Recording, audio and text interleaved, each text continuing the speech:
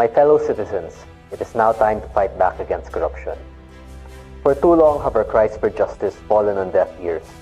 September 21 was only the beginning, though from what I have observed, unfortunately the mass protests in September did not affect the Marcos administration, because they are far too detached to understand the severity of their crimes.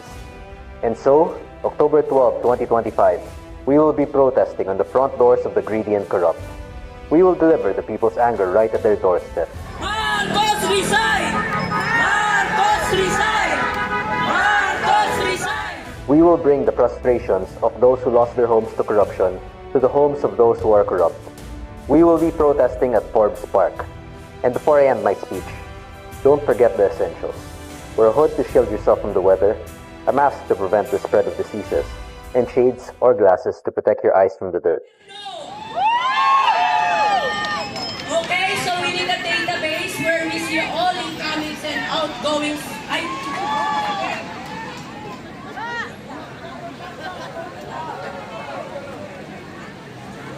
We need to make sure they won't be able to steal. Why? Because we are once being robbed by those motherfucking government. Ninanakawan nila tayo. Maraming homeless, maraming hindi kumakain, natutulog na hindi kumakain, pero wala silang pakialam sa atin. Mga putang ina nyo! Napatunayan mo nga, Bongbong Marcos, ang people never change. Dahil pinanganak kang bobo, pinalaki kang bobo, mamamatay kang bobo!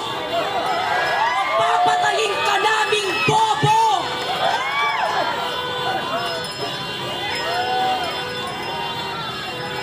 Ikaw, Lisa Marcos, katanda-tanda mo, napakalandi mo, napakalupot na yung mukha mo. Piling gobyerno ka, nagbibigay ka ng pera, magnanakaw ka lang pero di ka gobyerno.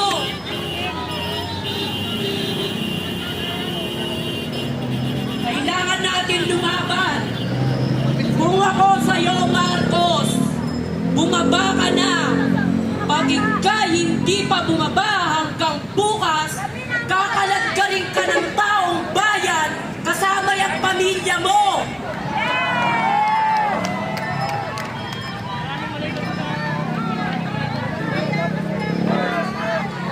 Marcos resign!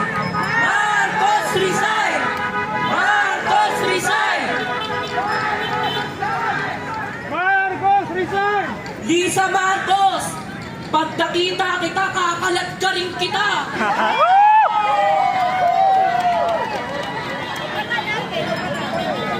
Kala mo natatakot ako sa inyo?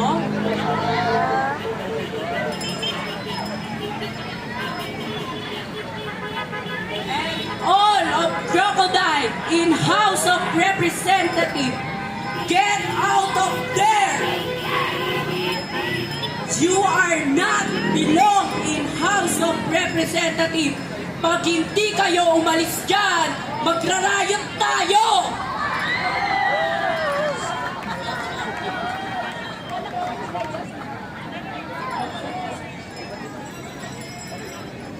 Kaya kailangan nyo na, mga pahirap lang kayo sa aming bansa, di naman namin kayo kailangan dito.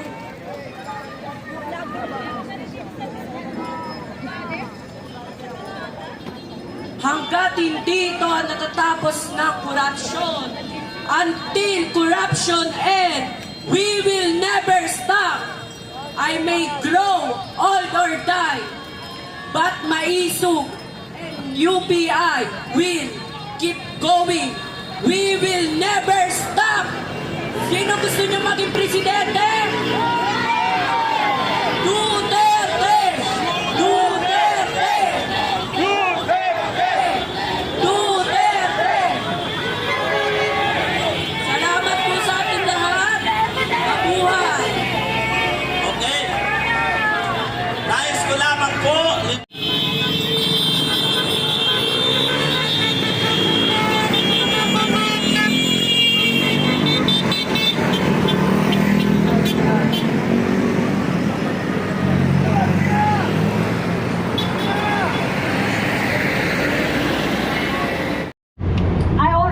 shared this earlier. I mentioned this on my content. I share this with people that I love. And I share this with random people that I met. Hindi po mahirap ang Pilipinas. In fact, we are earning so much. Sa Southeast Asia alone, we are the country with the highest value-added tax at 12%. Right? Buaya! Don't distract me. I'm gonna talk to the Filipino people. Anyway, back to the value-added tax. Isipin nyo, who can answer me? Ilan exactly, just a rough estimate. Ilan ang bilang ng mga ordinaryong Pilipino na sumasahod ng minimum wage? 1 million? 2 million? 3 million? I don't think so. We are more than 100 million in the Philippines. I'm not that intelligent. I'm not that resourceful. I'm not that kind of person who reads every day. I'm telling you. But one thing that I know, we are more than 100 million. Just imagine this. Just imagine. Ito isipin nyo. For example lang, on a rough estimate, merong 10 million Filipinos working, earning a minimum wage of 500 pesos. Sinong matalino dito? Magkano ang 12% VAT ng 500 pesos? Let me answer that for you. It's 60 pesos. Now, if you are earning 500 pesos with this fucking inflation, because these thieves in the House of the Representatives are just stealing and plundering our money with so much inflation, do you really think na hindi gagastusin ng mga ordinaryong Filipino yung 500 pesos that they earn on a daily basis? No surprise, the answer is no. Obviously, kulang pa ang 500 pesos.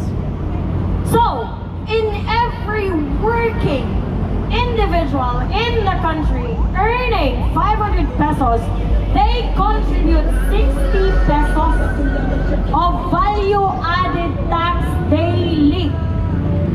Let's do the math. Rough estimate, 60 pesos times 10 million working class Filipinos earning minimum wage earners. Magkano yan?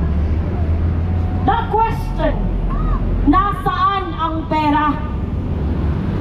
Bakit may mga health center tayo na pag pumupunta tayo doon para humingi ng mga over-the-counter medicine like paracetamol? Fucking paracetamol is the cheapest pain reliever, but yet the fucking government cannot afford it. Shame on you. Bakit sasabihin ng kapitan namin, wala kasing budget? Walang budget sa paracetamol, pero may budget para sa travel abroad ng mga anak nyo? May budget para sa mga pag-aaral ng anak nyo, not just abroad, but Switzerland, Lausanne University. Fucking whore! Mga garapal! Mga burikat kayo dyan! Now, let's go back to the calculation. 10 million Filipino people working, earning a minimum wage of 500 pesos. Value-added tax lang yun. 10 million estimate lang yun.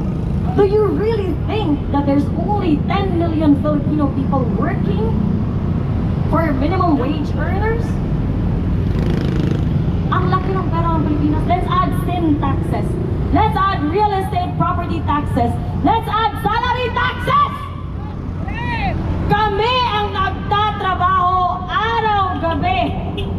Lumulusong sa baha dahil ipinulsa nyo ang budget sa flood control. And don't get started with me.